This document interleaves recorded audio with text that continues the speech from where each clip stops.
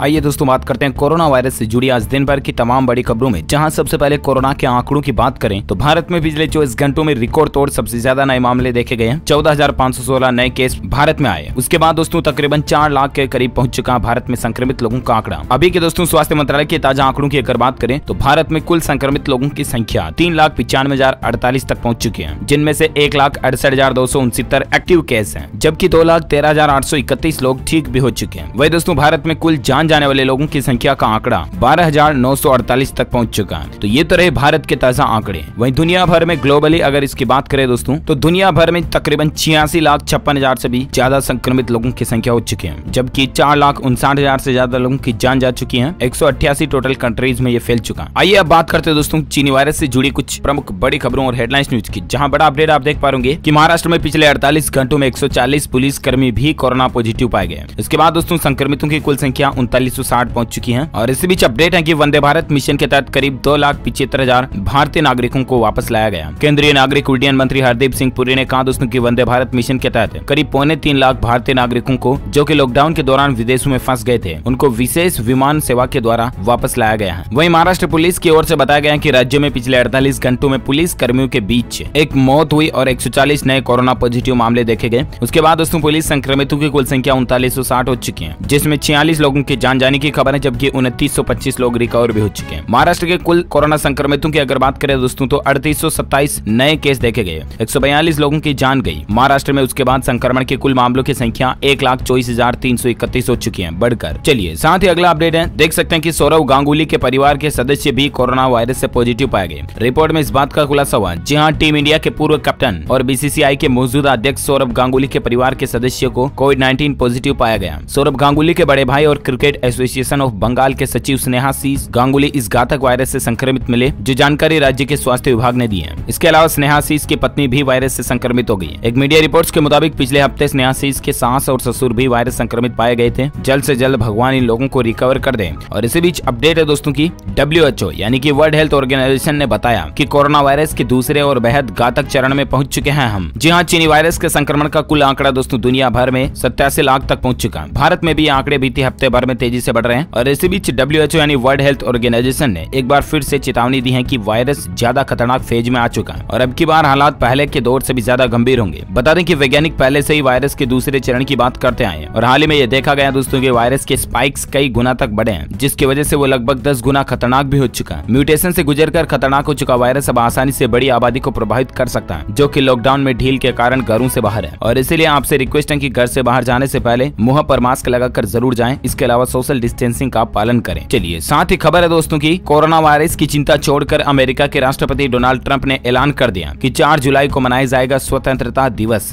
जहां corona virus की चिंताओं को दरकिनार करते हुए अमेरिका के राष्ट्रपति डोनाल्ड ट्रंप इस साल जुलाई में यानी कि 4 जुलाई को आने वाले सैल्यूट टू अमेरिका की तैयारियों में जुट गए। वाशिंगटन में दशकों से स्वतंत्रता दिवस समारोह का आयोजन किया जा रहा, जिसमें संविधान एवेन्यू के साथ परेड की भी विशेषता। इस कार्यक्रम में लाखों लोगों की भीड़ को लेकर कुछ सांसदों की चिंताओं के बावजूद ट्रंप देश में इस कार्यक्रम को मनाने के लिए तैयारी में जुट गए। गौरतलब है कि दशकों से वाशिंगटन के स्वतंत्रता दिवस समारोह का आयोजन किया जाता रहा। इस कार्यक्रम में कैपिटल लॉन में संगीत कार्यक्रम, वाशिंगटन स्मारक के पास शाम को आतिशबाजी वगैरह, कुल मिलाकर के दोस्तों जिस तरह से हमारे भारत में 26 जनवरी 15 अगस्त को मनाए जाते हैं ना, उस तरह से अमेरिका में 4 जुलाई को ये मनाया जाता है, जिसका नाम है सैल्यूट टू अमेरिका। तो इस बार भी अमेरिका ये मनाने जा रहा, भीड़ को देखने के बावजूद भी। हालांकि देखते हैं अभी 4 जुलाई तक हो सकता है कि अमेरिकन गवर्नमेंट फैसला बदलती है या क्या अपडेट आता है मैं आपको बताऊंगा जरूर। फिलहाल एक अगली खबर देख सकते हैं कि कोरोना वायरस महामारी की गति तेज हो रही है। दुनिया अब एक खतरनाक फेज में चल रही है। एक ही दिन में 1.5 लाख केस आने पर जो WHO ने कहा, जैसा कि मैंने आपको बताया कि सेकंड चरण इसका शुरू हो चुका है, आप ज्यादा सावधानी रखें। और इसी बीच नेक्स्ट कोरोना वायरस को लेकर इंडिया में लाइव अपडेट आप देख सकते हैं। दिल्ली में कोरोना से हालात गंभीर चल रहे हैं और केजरीवाल सरकार, जी हाँ यानी दिल्ली के मुख्यमंत्री अरविंद केजरीवाल सरकार ने अस्पतालों को यह आदेश दिया है कि छुट्टी पर गए स्टाफ को तुरंत ड्यूटी पर बुलाया जाए। भारत में दोस्तों लॉकडाउन खुलने के 20 दिन बाद कोरोना का संकट लगातार बढ़ता जा रहा है और इस बीच दिल्ली में कोरोना से हालात गंभीर होते जा रहे हैं। राजधानी में अब तक 53,000 से ज्यादा कोरोना केस सामने आ चुके हैं। वहीं 2035 लोगों की जान जाने की भी खबर है। और इसे देखते हुए दिल्ली सरकार ने सभी अस्पतालों और स्वास्थ्य सेवा से जुड़े संस्थानों के लिए आदेश जारी कर दिया। इसमें कहा गया दोस्तों की छुट्टी पर भेजे गए सभी स्वास्थ्य कर्मियों को तुरंत बुलाया जाए। उन्हें सिर्फ तभी छुट्टी दी जाए जब बेहद जरूरी हो। और इसी बीच आपको पता होगा कि दिल्ली के मुख्यमंत्री अरविंद केजरीवाल ने उपराज्यपाल अनिल बैजल के साथ उस फैसले का विरोध भी किया जिसमें कोरोना मरीजों के लिए 5 दिन क्वारंटीन सेंटर में रहना अनिवार्य किया गया। केजरीवाल ने कहा दोस्तों कि इससे दिल्ली निवासी कोरोना की टेस्टिंग कराने से ही बचेंगे और संक्रमण के केस फिर से तेजी से फैलने लगेंगे। जहां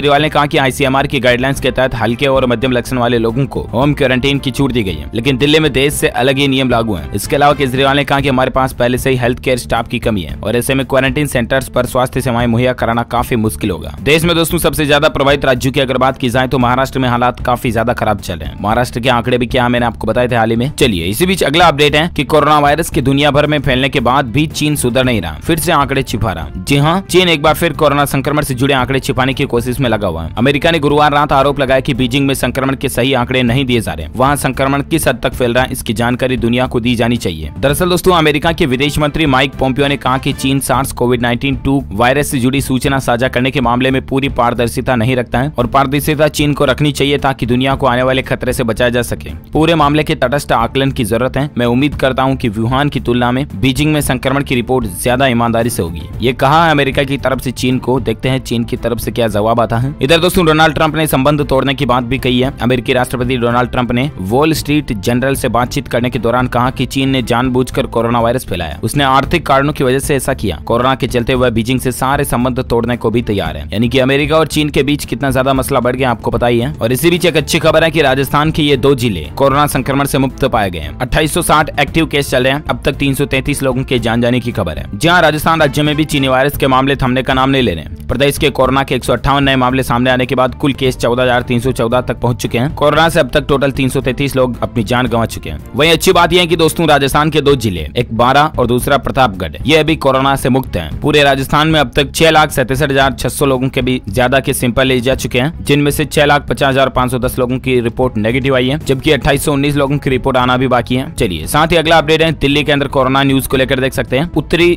दिल्ली नगर निगम की पूर्व डिप्टी मेयर की कोरोना से जान जाने की खबर है। जी हां दोस्तों, देश की राजधानी दिल्ली में कोरोना वायरस संक्रमण के बढ़ते मामले के बीच मौत के आंकड़ों में भी तेजी से बढ़ोतरी हो रही है। ताजा मामलों में उत्तरी दिल्ली नगर निगम की पूर्व उप महापौर पूर्णिमा विद्यार्थी की चीनी वायरस के संक्रमण के चलते मौत हो गई। उनका BL कपूर अस्पताल में इलाज चल रहा था। उनके निधन पर दिल्ली प्रदेश भाजपा अध्यक्ष आदेश कुमार गुप्ता ने ट्वीट करके दुख भी जताया। उन्होंने ट्वीट में लिखा कि पूर्व उप महापौर श्रीमती पूर्णिमा विद्यार्थी जी का निधन का शोक समाचार मिला और मेरी ईश्वर से प्रार्थना है कि दिवंगत आत्मा को शांति तथा परिजनों को ये दुख सहन करने की शक्ति प्रदान करें। ओम शांति। तो ये देख सकते हैं आप दिल्ली में कितना ज्यादा मसला चल रहा है। और इसी बीच खबर है कि लखनऊ में उत्तर प्रदेश लखनऊ को लेकर लाइव अपडेट देख सकते हैं। कोरोना के 21 नए केस देखे गए। उत्तर प्रदेश में 112 सेवा के 5 कर्मचारी भी शामिल हुए हैं। जहां 112 इमरजेंसी सर्विसेज के 5 कर्मचारी भी उत्तर प्रदेश में कोरोना संक्रमित पाए गए। जरा देखिए दोस्तों कितना गंभीर चल रहा है ये। चलिए साथ ही खबर है कोरोना वायरस को लेकर दिल्ली के स्वास्थ्य मंत्री सत्येंद्र जैन को दी गई प्लाज्मा थेरेपी। साथ ही अगले 24 घंटे उनको ICU में रखा जाएगा। जी हाँ, डॉक्टरों ने बताया दोस्तों कि दिल्ली के स्वास्थ्य मंत्री की ऑक्सीजन का स्तर गिरने के बाद उन्हें लगातार ऑक्सीजन दिया जा रहा था। उन्हें निमोनिया होने की पुष्टि भी हुई है। सत्येंद्र जैन को प्लाज्मा थेरेपी दी जा चुकी है और उनको अगले 24 घंटे ICU में ही रखा जाएगा। चलिए साथ ही अपडेट है राज्यसभा इलेक्शन को लेकर आप खबर देख सकते हैं कि दोस्तों राज्यसभा चुनाव में हिस्सा लेने वाले भाजपा विधायक पाए गए कोरोना से पॉजिटिव। जहां मध्य प्रदेश में भाजपा विधायक ओम प्रकाश सकलेचा की कोरोना रिपोर्ट पॉजिटिव आई है। आपको बता दें कि सकलेचा शुक्रवार को राज्यसभा चुनाव में वोट डालने भी पहुंचे थे। अब उनके संपर्क में आने वाले विधायकों का टेस्ट किया जाएगा। बता दें कि इससे पहले कांग्रेस विधायक कुणाल चौधरी भी कोरोना पॉजिटिव पाए गए थे और वह राज्यसभा चुनाव में PPE किट पहनकर वोट डालने पहुंचे थे। जहां मध्य प्रदेश में राज्यसभा चुनाव में दोस्तों भाजपा को 2 और कांग्रेस को 1 सीट पर जीत मिली है। कांग्रेस उम्मीदवार दिग्विजय सिंह को चुनाव में सबसे ज्यादा 57 वोट मिले। जीत के बाद दिग्विजय सिंह ने ट्वीट पर लिखा कि राज्यसभा के लिए उन्हें 54 वोट अपनी पार्टी के विधायकों के मिले हैं, जबकि 3 वोट जिन लोगों ने दिए हैं वह उनका शुक्रिया अदा करते हैं। चलिए साथ ही अपडेट है कि जम्मू कश्मीर में भी कोरोना वायरस से 3 और लोगों की जान जाने की खबर है। कुल संख्या 78 तक पहुंच चुकी है। साथ ही खबर है दोस्तों की कोरोना के खिलाफ लड़ाई लड़कर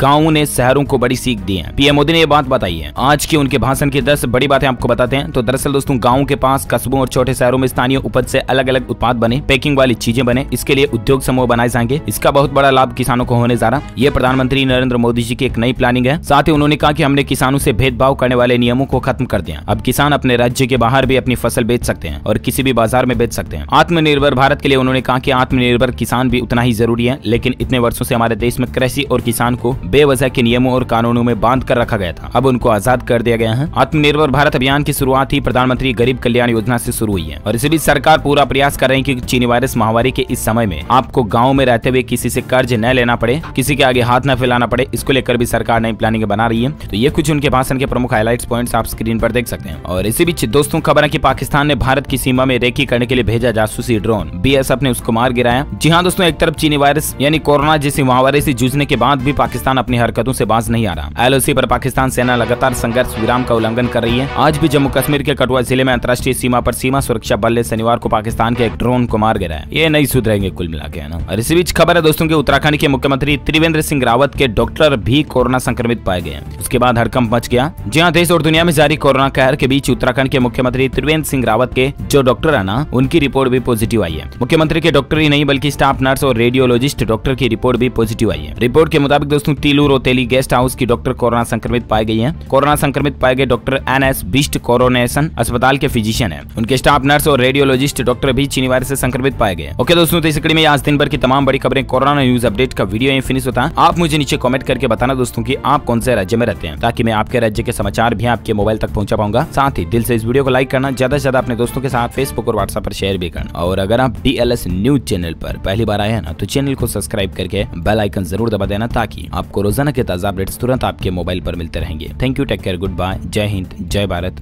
वंदे मातरम।